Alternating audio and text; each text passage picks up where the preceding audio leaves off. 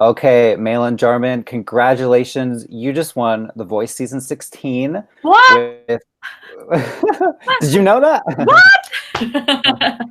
With your brand new coach, John Legend. uh, And so I just have to know, first of all, has it sunk in yet? It was just a couple of days ago that you no, were the next winner. it's still so weird. I'm still like kind of like going with it. It's amazing. It's just, yeah, it really hasn't hit me yet. I don't know when it will, and it might be a crazy moment for me. But for now, I'm just like just so excited, and it's amazing that people want to talk to me.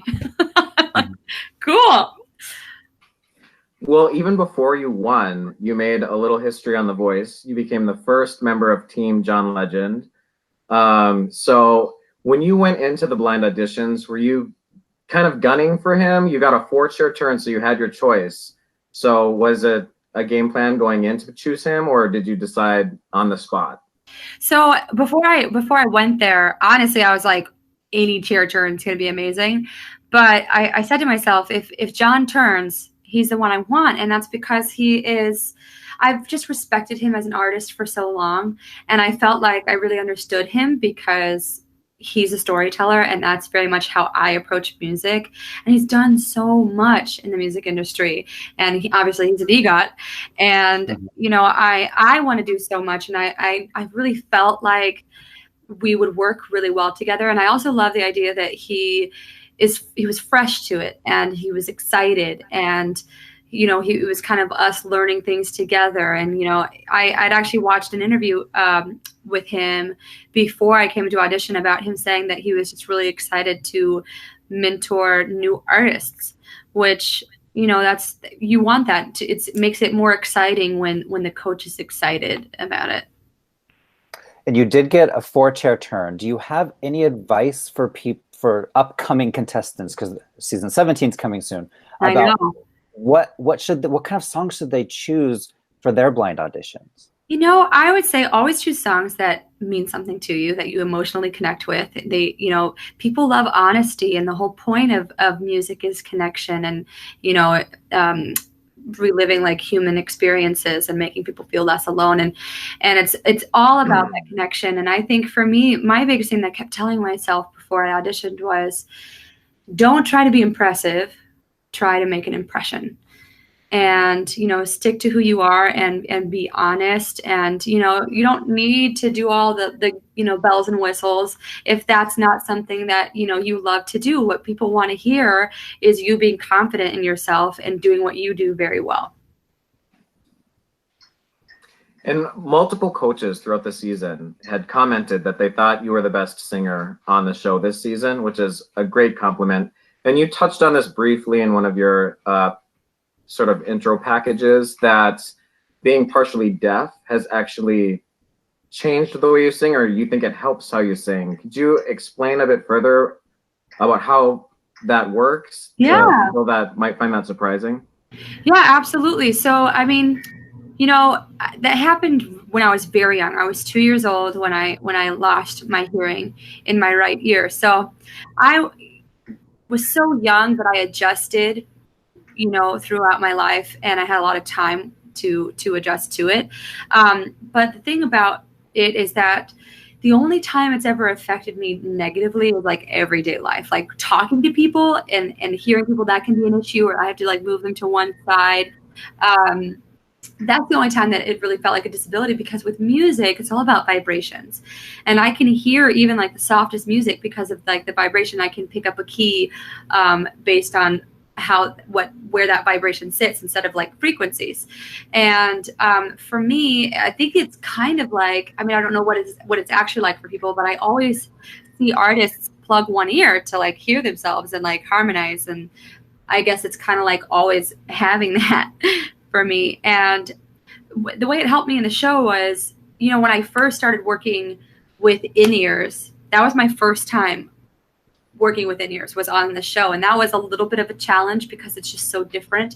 And I usually, I work off of the room sounds coming back to me. So that was difficult for me. But there was a performance, and it was during Stay, that my in-ear cut out halfway through. And I was kind of flying blind. But because I had so many times throughout my career where I couldn't hear myself and I would go based off of feeling rather than what I was hearing, I was able to, kind of internalize that and then go off of that and pull through. And so I do feel like, it's a little bit of a superpower. Song choice is so important on the show. Absolutely. How does the song choice work? Do you go to John with a list and say, hey, John, these are the ones, give me your advice? Or does he come to you with the list? Or how does that work? So it's different with every coach. And it also depends on each week, because if like a coach is like inspired by something, they're like, I really want you to do this. Or if they're like, I don't know what do you feel like doing? Like, it's very collaborative. And we always have like phone calls or little meetings on Tuesday night, right after you find out if you're going to the next week. We have like little meetings, and it was very collaborative. And I actually, each week I did a song that I had never done before. And John started to know my voice more and more, and he started suggesting songs that I was like, oh, like, I don't know that song very well. And, I've never done it, or I don't think that it's kind of right for my voice. But he'd be like, I know your voice.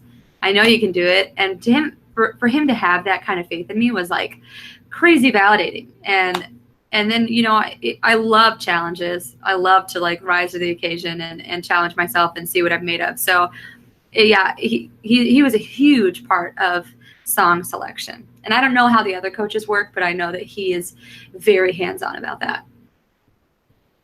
And one of the other new things this season were the cross battles. Yes. And if you can give us a little behind the scenes on that, did you have no idea when your name was going to be called? Was it shocking, or had no clue?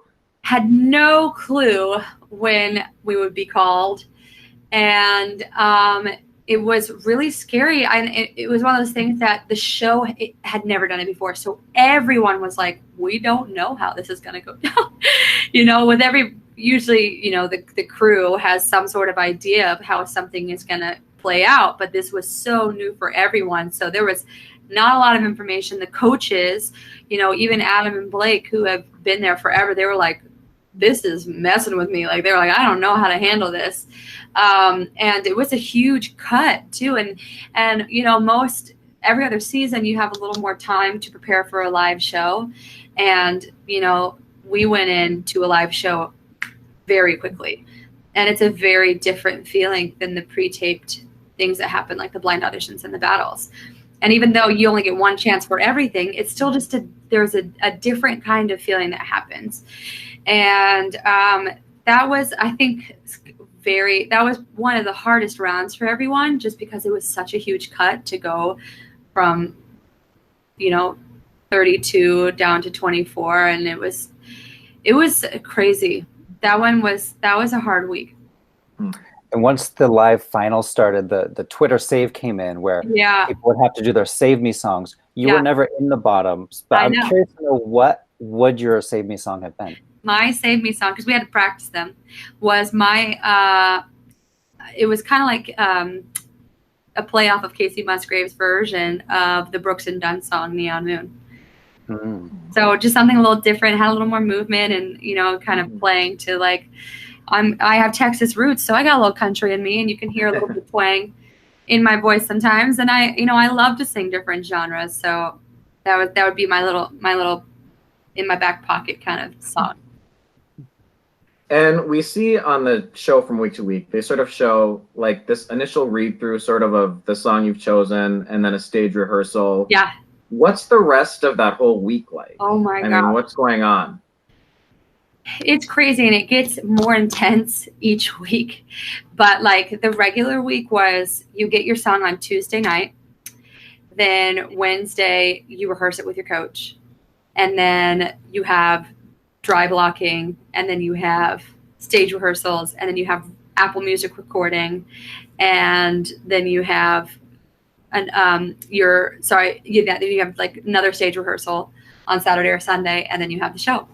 So it's like pretty crazy with the last week for the final four, it was so hectic because we had a commercial to shoot. We didn't just have one song, we had 3 songs plus our A-list duet. and we had to record all of those songs. I did all 3 of my songs in one day. And I don't know why I was the only one that they chose to do that, but I didn't just have those recordings. I had 2 other rehearsals as well. So it was an insane day. And when I first looked at the schedule, I was like, I'm not going to make it through this. I don't know how my voice is going to last. But, you know, everybody sees what happens on television, but it's a crazy schedule and it's hectic, but really cool because it gives you a taste into what this life can be like, and it shows you kind of what you're made of and if you can handle it. So to know that I can handle it, I mean, and beforehand thinking like I would never be able to handle something like this, just that feels like a great takeaway from this whole experience. Speaking of great takeaways, what was your reaction to learning you would be performing with Sarah McLachlan? Oh my God. That iconic song. Oh, when I got that news, it was funny because they FaceTimed me and they were like, okay, we have some big news for you. You are going to be performing with Sarah McLachlan. It's going to be Angel. And, you know, she's been such an inspiration to me for so long. And a lot of my family members that are musicians and love music love her. And I grew up listening to her, and that was her most iconic song. And I was like a little nervous because sometimes when you meet your heroes, you know, you're afraid that, you know, they're not going to be as nice as you want them to be. She is the nicest person. And she was so cool. And I was like, no freaking way am I singing this song with Sarah McLachlan. And she was like, oh, I'm excited to sing this with you. And I was like, you're excited to sing with me? I'm excited to sing with you. But we had a blast. And, I met her that morning. And we had like a couple rehearsals, and then we did it. And she's just a dream. And that was like so surreal. And your recording of Hallelujah went to #1 on iTunes. Crazy. And I just want to read some of the names that are below your song on the list. We have Justin Bieber, Ed Sheeran, Halsey, Blake Shelton, Taylor Swift, the Jonas Brothers. So what's it like to know that you're topping this charts? I mean, like a month ago or a couple months ago, nobody knew who you were, and now you're top of the iTunes charts. It's insane. It's just crazy. I mean, you know, you hope for the best coming on to a show like this. And in my head, when I started, I was like, you know, there's only one person who wins this. So I'm going to go on here and give my best performances, challenge myself. It's a wonderful platform and great exposure. And then to have recorded these songs that I actually had really deep connections to, and to have that translate to the recordings and for other people to feel what I was feeling, and for them to purchase and stream it is like, that's everything. I do this for the human connection, and it's just like so overwhelming and so insane, and I'm beyond grateful. I mean, that is crazy to be not known and then 2 months later be topping the charts. That's just, it's crazy. Well, final question. What is next for you?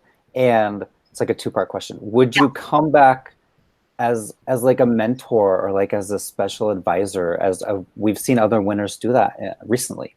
Oh yeah. So next for me is definitely figuring out when my timeline as far as when I'm releasing music and what that's going to look like. Is it a single? Is it an EP? Is it an album? I got to, talk to everybody, make sure we're on the same page, So I just, just happened. So it's going to take a little bit of planning and figuring that out, but music sooner than later for sure. And I'm a writer, and I already have some songs in my back pocket, and we'll see, what they gravitate towards and what we can bring together. But I'm so excited, and I would absolutely love to come back and mentor and advise on this show. I mean, I love helping people out, and there were times during the show where I'd help people with their arrangements of their songs and help them through it and give some vocal tips, and I'd love that. I would absolutely love to do that. Awesome. Well, thanks for chatting with us today. Congrats again on winning. I think you were a very deserving winner, and you may be considered, when we look back at all the voice winners, I think you're going to be way at the top of that list. Wow. That is so nice. Thank you so much. It's been such a pleasure talking to you guys.